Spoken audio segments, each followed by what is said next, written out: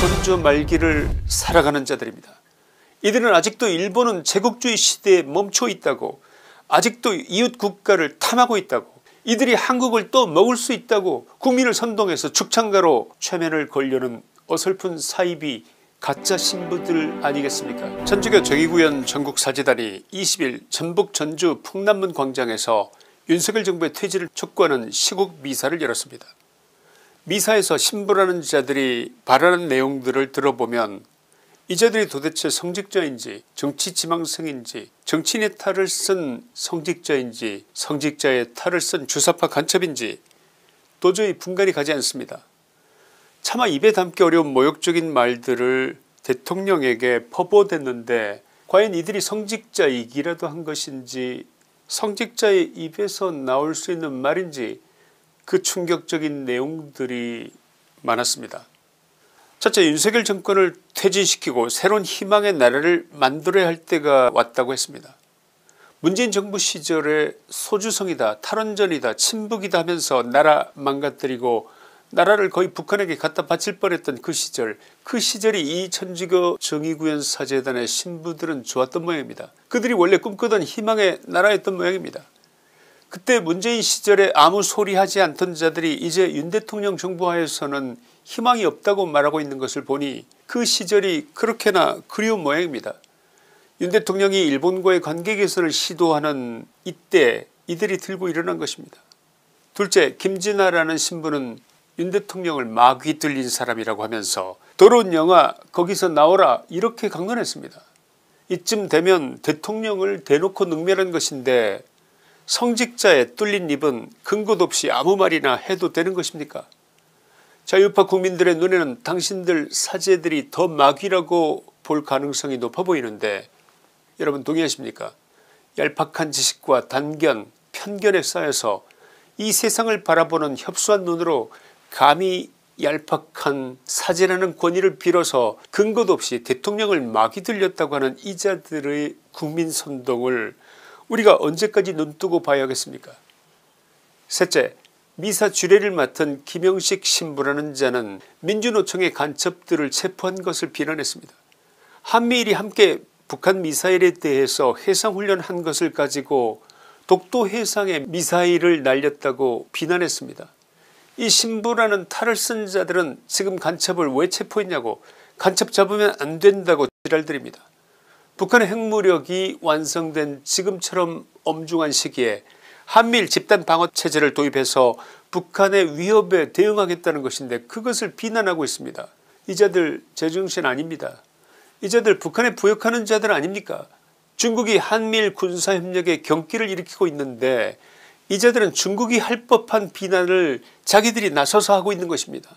이 자들 혹시 간첩 아닙니까? 공산주의자들 아니냐 이 말입니다. 민노총의 주요 간부들이 간첩에게 포섭되어 북한의 지령을 받고 그 지령대로 움직이면서 대한민국을 파괴하는 구호로 국민들을 선동하고 있는데 간첩을 두둔하는 이자들의 정체가 의심스럽지 않으십니까 여러분? 신부의 탈을 쓴 주사파 간첩이 아닐까 의심하는 것이 제 잘못입니까? 아니면 그런 의심을 살만한 행동을 한 정의구현 사재단의 신부들이 잘못한 것입니까? 철학은 동색이라고 민노총 간첩들을 두둔하는 자는 그자도 간첩이거나 최소한 간첩과 동일한 사상을 가진 자라는 의심은 당연한 것 아니겠냐 그 말입니다. 한미일의 공동방어훈련을 하는 미사일을 비난하면서 왜 하루가 멀다고 날아오르는 북한의 미사일에 대해서는 침묵하는 것입니까? 이자들의 정체 정말 의심스럽지 않습니까? 여러분이 보시기에 이자들의 정체가 뭐 같으십니까? 뭐 같아 보이십니까? 넷째, 윤 대통령을 토착외구라고 불렀습니다. 토착외구라는 용어를 원래 사용하던 자들이 누군지 혹시 알고 계십니까? 토착외구란 북한 노동당 정권과 문재인 종북 세력이 합심해서 자유파 애국 세력을 공격할 때 쓰는 공통의 용어입니다. 한미일 동맹을 깨고자 하는 자들, 자유 대한민국을 공산화하고 싶어하는 자들, 자유파 세력을 악마화하는 자들이 사용하는 전술적인 용어가 바로 토착외구라는 용어라 그 말입니다. 국민을 친일 대 반일로 분열시킨 다음 대한민국 수호 세력을 친일로 몰아가고 토착외구로 몰아가려는 용어인 것입니다. 천주교 정의구현 사재단이 이 용어를 사용하면서 윤 대통령을 비난하고 있는 것인데, 이렇게 설명드려도 그들의 정체가 아직도 감이 안 잡히십니까?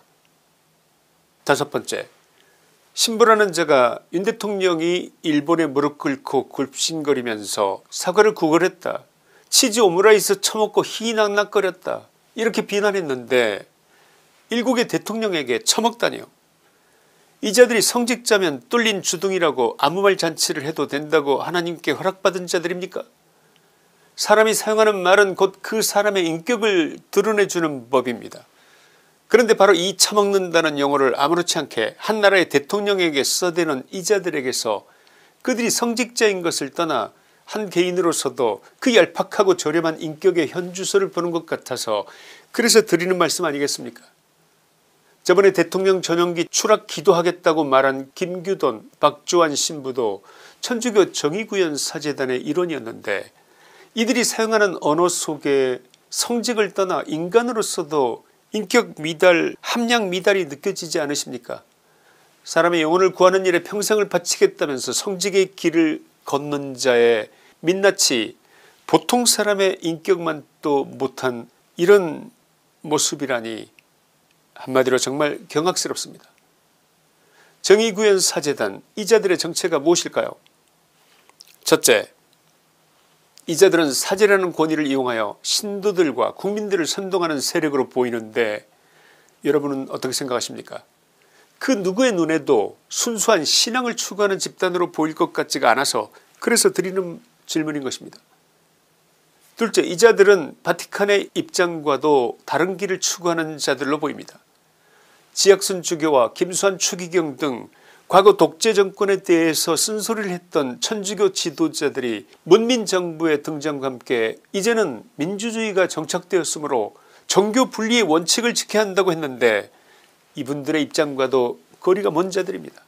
한마디로 정의구현 사재단은 천주교 교회법상에도 근거가 없는 불법 사조직에 불과하다는 것이 천주교 내부의 일부 시각이기도 합니다. 셋째, 이들은 성직자라는 권위를 이용하기 위하여 종교계 카톨릭에 잠입한 주사파 유사 세력이라는 견해가 있습니다. 운동권 주사파 세력이 정권을 잡아서 이 나라를 주도하는 데 힘을 모아주려는 여러 주변 세력들 중 하나라는 견해는 특히 최근 간첩들에게 포섭되어 북한 노동당에 보고하고 외치는 구호마저도 북한의 지령을 받아서 그 구호 그대로를 외쳤던 민노총 주사파들을 두둔하고 나섰다는 점에서 충분히 의심을 살만하다는 견해입니다. 수많은 신도들의 신앙적인 고민과 아픔을 해결하고 위로하고 그 영혼을 천당으로 인도하는 성스러운 성직자 역할과는 동떨어진 자들이 아니냐, 그 말씀을 드리려는 것입니다. 결론입니다. 만약 우리가 현재와 과거를 서로 경쟁시킨다면 반드시 미래를 놓치게 될 것이다. 오늘 윤 대통령이 인용한 윈스턴 처칠의 명언입니다. 윤 대통령은 과거를 직시하고 기억해야 하지만 과거에 발목이 잡혀서는 안 된다고 했습니다. 시도 때도 없이 죽창가를 불렀던 자들, 북한이 사용하는 토착외구라는 용어로 대통령을 욕보이고 자유우파 국민들을 저격하는 자들, 반일 감정을 일으켜서 국민의 분노를 일본에 향하게 해서 반일 감정으로 정치 선동을 하고 선거를 치렀던 자들, 그들은 진정으로 이 나라의 미래에 우리의 아들 딸들이 살아갈 풍요로운 미래 대한민국에 전혀 관심이 없는 자들입니다. 미래는 어떻게 되든 우리 딸들이 어떻게 살아가든 우리 아들 딸들이 살아갈 미래가 어떻게 망가지든 상관없는 자들, 이것이 주사파 운동권 정부 문재인이라는 악의 축을 만든 민주당의 실체입니다. 이들을 도왔던 민노총, 시민단체의 탈을 쓴 유사 친북단체들, 성직자의 이름을 팔면서 친북 구호를 외치는 신부들, 이들이 누리던 암암리에 들어오던 경제적 지원, 돈이 끊기자 슬슬 부하가 치밀다가 급기야 광분을 시작한 것일지도 모릅니다. 아닙니까? 제가 너무 아픈 것을 찌른 것입니까? 이들은 아직도 조선조 말기를 살아가는 자들입니다. 이들은 아직도 일본은 제국주의 시대에 멈춰 있다고, 아직도 이웃 국가를 탐하고 있다고, 이들이 한국을 또 먹을 수 있다고 국민을 선동해서 죽창가로 최면을 걸려는 어설픈 사이비 가짜 신부들 아니겠습니까? 어차피 이 자들은 말로는 설득이 안 되는 자들입니다. 핵과 미사일로 남한을 초토하겠다고 위협하는 적과 내통하면서 대한민국을 망가뜨리려 하는 자들입니다.